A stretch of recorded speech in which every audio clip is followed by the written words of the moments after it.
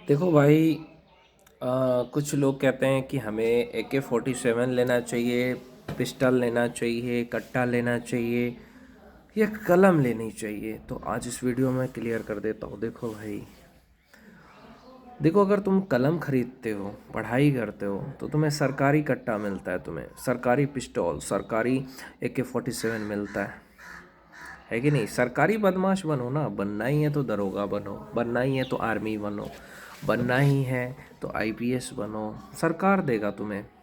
अगर तुम IPS बन गए तो तुम्हें कौन देगा AK-47 पिस्टल? कौन देगा? सरकार देगा तुम्हें।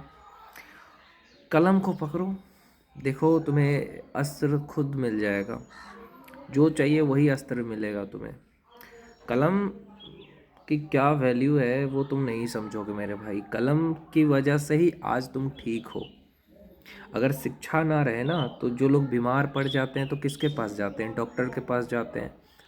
और डॉक्टर पढ़ाई करता है तभी आपको दवाई देता है। उस विषय के बारे में उसने बहुत पढ़ाई करी है। तो जो शिक्षा को सोचता है कि क्या है, वही शिक्षा बहुत बड़ी चीज़ है। जिसने शिक्षा ग्रहण कर लिया तो उसने सोचो कि बहुत कुछ सीख लिया है। एक डॉक्टर जब पढ़ाई करता है तो दूसरों को जान बचाने के लिए पढ़ता है। देखो, इस दुनिया में चाहे बदमाश कितना भी हो जाए, कोई भी कितना बड़ा भी माफिया हो, लेकिन वो डॉक्टर के पास जाता है तो डॉक्टर साहब ही बोलेगा। कितने बड़े बड़े बाहुबली जो है वो भी डॉक्टर के पास जा कर के डॉक्टर साहब ही बोलेंगे। कलम की ताकत देखो। ये कितने बड़े बड़े बदमाश अगर क्यों ना हो, अगर वो कितने बड़े बदमाश ही क्यों ना हो, अगर वो जाएंगे किसी वकील के पास तो वकील साहब या जज साहब ही बोलेंगे। तो कलम की जो ताकत है ना, वो हथियारों से कई गुना ज़्यादा है। एक माफिया से कई गुना ज़्यादा पावर है जो पढ़ा लिखा आदमी उसमें। एक पढ़ा लिखा आदमी किस चीज़ पे सवाल करेगा? बेरोजगारी पे करेगा, भ्रष्टाचार पे करेगा। लेकिन आजकल के जो राजनीति में कुछ माफिया घुसे हुए हैं, उनसे आप पढ़ाई लिखाई की बात करो, बेरोजगारी की बात करो, तो वो नहीं कर सकते। क्यों? क्योंकि उनकी औकात नहीं है। समझ गए मेरे भाई? तो ये सच्चाई है कि जो पावर कलम में है वो कट्टे में नहीं है। अगर तुम अच्छे से पढ़ाई करोगे, मन लगा के पढ़ाई करोगे ना, तो सरकार तुम्हें कट्टा देगा, सरकार तुम्हें हथियार देगा कि ले भाई, आर्मी का एग्ज़ाम निकालो, सरकार AK-47 तुम्हें दे देगा, है ना। और ऐसे अगर तुम खरीदो तो अवैध हथियार के केस में अंदर चले जाओगे। तुम पे बहुत सारे धाराएं लगेंगी कि हथियार रख रहा है।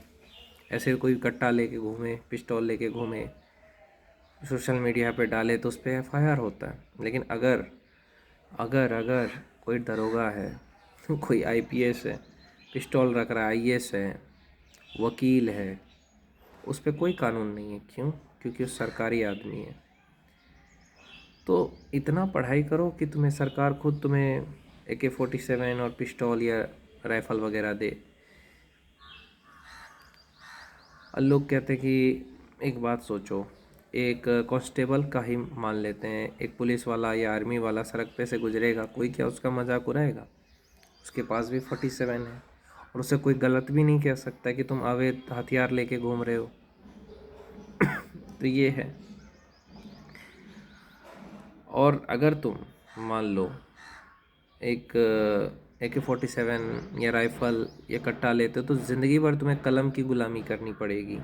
वकील के आगे पीछे जाना पड़ेगा अगर केस लगेगा, या तो नेताओं की गुलामी करनी पड़ेगी।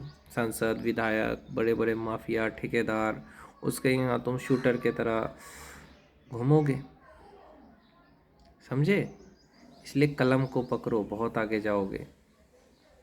कलम में बहुत ताकत है भाई।